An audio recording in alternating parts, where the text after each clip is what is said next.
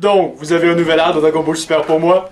Oh que oui, monsieur, et pas n'importe lequel, le fameux tournoi des différents univers que Xeno avait parlé. Et l'occasion d'avoir des nouveaux personnages intéressants? Peut-être, mais pas vraiment en fait.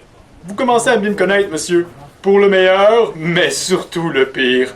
Donc, qu'est-ce qui explique que le tournoi se produit finalement? C'est Goku qui s'en rappelle et qui va aller voir Xeno pour lui demander quand est-ce que ça va se dérouler, mais Beerus se le met en garde parce que Xeno ne fait pas dans la dentelle. Oui, c'est vrai qu'il a détruit l'univers de Trunks. Exactement. Et Beerus va même jusqu'à menacer de détruire Goku s'il s'entête dans cette voie-là. Donc, j'imagine que Goku s'abstient de le faire finalement. Non, absolument pas, il va quand même aller voir Xeno. Mais ça risque pas de rendre le personnage assez haïssable? Non, ça va aller parce que juste avant, les Xenos apprennent qu'en fait la majorité des univers ne voient pas leur pouvoir progresser, leur moyenne générale, et ils se disent bah autant les éliminer. C'est alors que Goku débarque et ils voient là une occasion de faire d'une pierre deux coups, hein, s'amuser avec le tournoi, et tous les perdants du tournoi vont être éliminés.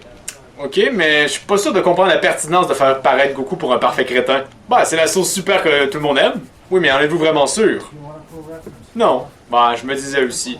Par contre, Xeno du futur, lui, il a jamais vu un tournoi. Tout à fait, monsieur. C'est pour ça qu'il va avoir un autre tournoi, un tournoi d'exhibition pour justement lui montrer à quel point c'est plaisant de voir des gens se cogner sur la gueule. Et surtout à quel point c'est rentable. Absolument, monsieur. Donc, pour participer, c'est les deux univers les plus faibles qui vont participer, l'univers 7, celui de nos héros, et l'univers 9. Qu'est-ce qu'il y a de spécial, cet univers 9-là? Bah, ils sont mesquins. Ah. Et ça marche comment ce tournoi-là? C'est super simple. C'est la suite de 3 combats individuels et l'univers qui parvient à en gagner la majorité emporte le tournoi. Et qu'est-ce qui se passe s'il gagne? Absolument rien. Ah, du côté des combattants, pour l'univers 9, on a le trio de Danger, ses 3 frères Homme-Loup, et du côté de l'univers 7, celui de nos héros, c'est Goku, bien évidemment, qui va choisir Gohan et Boo pour l'accompagner. Boo va se battre? Sérieusement? Oui, je sais. Beaucoup n'ont pas apprécié le fait qu'il n'a absolument rien fait durant le tournoi de Champa. Ici, il va se battre. Ah ben, les fans vont risquer d'apprécier. Et je dois avouer que j'aime beaucoup cette idée-là de tournoi d'exhibition parce que ça permet justement de montrer ce dont les autres univers sont potentiellement capables et ainsi augmenter un petit peu la tension. Je m'excuse monsieur, mais l'univers 7 gagne très aisément le tournoi. Ah ouais? Oui, absolument. Boo réussit à vaincre son adversaire assez aisément en dépit que ce dernier triche en prenant des stéroïdes pour se doper. Et c'est permis ça? Ouais, parce que les Xenos ils veulent surtout du spectacle, donc des règles, ils en ont un peu rien à foutre. Ouais, j'avoue que c'est cohérent avec les personnages. Gohan réussit un peu plus difficilement à gagner son combat, mais parce que vous savez, Gohan? Oui, Gohan, très exactement. Oui, mais là, nos héros viennent déjà de gagner 2 combats sur 3. Le 3e sert absolument à rien dans ce cas-là. Oui, mais les Xenos veulent du divertissement. Et en plus, Bergamo, l'aîné des frères loups, demande la chose suivante à Xeno. S'il parvient à gagner son combat, les univers perdants ne seront pas effacés. Wow. Pour un univers mesquin, c'est vachement altruiste, son souhait. C'est un personnage qui est vraiment intéressant. J'imagine que Goku est vraiment en plein conflit à cause de ça. Ah, absolument pas. Il veut gagner et il va gagner très aisément. Je suis pas sûr de comprendre le rendu haïssable, mais finalement on désamorce ça et maintenant il est de renouveau haïssable. Qu'est-ce qui se passe? Bah c'est super simple. Oh, un papillon! Ouais, c'est ce que je me disais. Oh, excusez-moi monsieur. Donc, il y a d'autres univers qui sont présents pour être observateurs, et effectivement, ils apprécient peut-être pas beaucoup Goku. Et justement, Toppo, candidat pour être dieu de la destruction pour l'univers 11, débarque et veut affronter Goku. Oh, un autre combat de plus? J'imagine que Goku le gagne également très aisément. Non, pas aussi facilement celui-là. On semble croire que Goku est peut-être plus fort que Toppo, mais le combat n'a pas le temps de se conclure. Mais Toppo dit ceci à Goku: j'ai un ami, Jiren, qui est bien plus fort que moi. Ça va aller, monsieur? Oui, c'est juste que vous venez de créer la tension et je suis pas habitué à ça. Je suis toujours plein de surprises, monsieur. Oui, je sais que vous avez beaucoup de surprises. Pas forcément des bonnes, mais oui, beaucoup de surprises. Justement, j'en ai une autre pour vous, monsieur. Les règles du tournoi, le grand-pêtre a réussi à consulter les Xenos. Ça va être une bataille royale qui va réunir les 8 différents univers participants qui devront chacun avoir 10 combattants participants. Wow.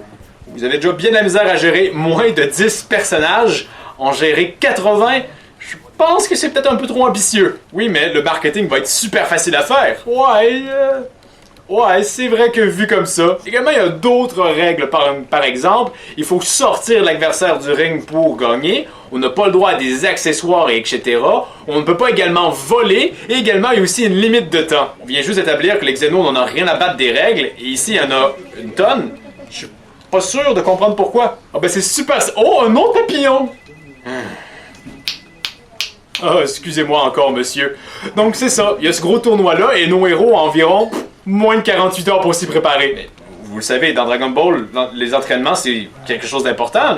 Oh, ben ils vont s'entraîner, monsieur. Ah oui, c'est vrai, ils peuvent s'entraîner dans la salle d'esprit du temps pour l'équivalent d'un an. Hein. Non, ils vont s'entraîner littéralement environ 24 heures, là. Ne pas entraîner nos personnages, c'est cool. Très cool, monsieur. Donc, qui vont être les participants pour l'univers 7? Bah, les premiers personnages auxquels vous pensez, là. Gotenks et Trunks? Non. On ramène Trunks du futur? Toujours pas. Tortue Géniale va être là, hein? Vous pouvez compter là-dessus, monsieur! Y a pas quelqu'un de plus puissant que lui dans le reste de l'univers? Non, pas vraiment, parce que dans Dragon Ball, il y a environ seulement 28 planètes qui ont des formes de vie. Ils sont toutes plus faibles que les Tortues Géniales, faut croire. Dans tout l'univers en entier, il y a juste 28 planètes qui ont des formes de vie. Oui. C'est surprenant que Frieza n'ait pas rencontré la Terre auparavant. En effet, monsieur. Donc, les combattants qui participent au tournoi, il y a bien évidemment Goku Vegeta, Gohan Boo, Krillin Tortue Géniale Tenshinhan, Piccolo, C17 et C18. Ah oui, c'est vrai que C17 est encore dans le coin, ouais. Mais le seul problème, c'est que la moitié de ces... En fait, même pas la moitié, hein.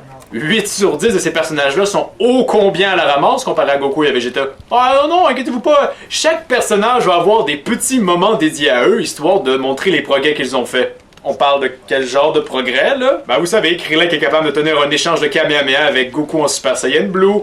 C17 qui est presque aussi fort qu'un Super Saiyan Blue, en fait. Je m'étais promis de pas dire ça, mais je suis pas sûr que ça marche comme ça. Ben, faut bien faire quelque chose pour qu'il soit pas complètement à la ramasse. Ouais, comme notamment des entraînements conséquents dans le temps.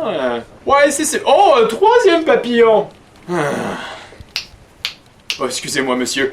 Donc, qu'est-ce que vous pensez de ce début d'arc-là? C'est sûr que ça semble très casse-gueule, mais comme vous le disiez, le marketing va se vendre très facilement. Je vois déjà les affiches avec nos 10 combattants réunis, notamment Boo. Ça va faire très plaisir aux fans. Boo n'est plus en mesure de participer au tournoi du pouvoir. Il s'est endormi et impossible de le réveiller. Quoi? D'après ce que m'a dit Satan, il est parti pour dormir 2 mois d'affilée.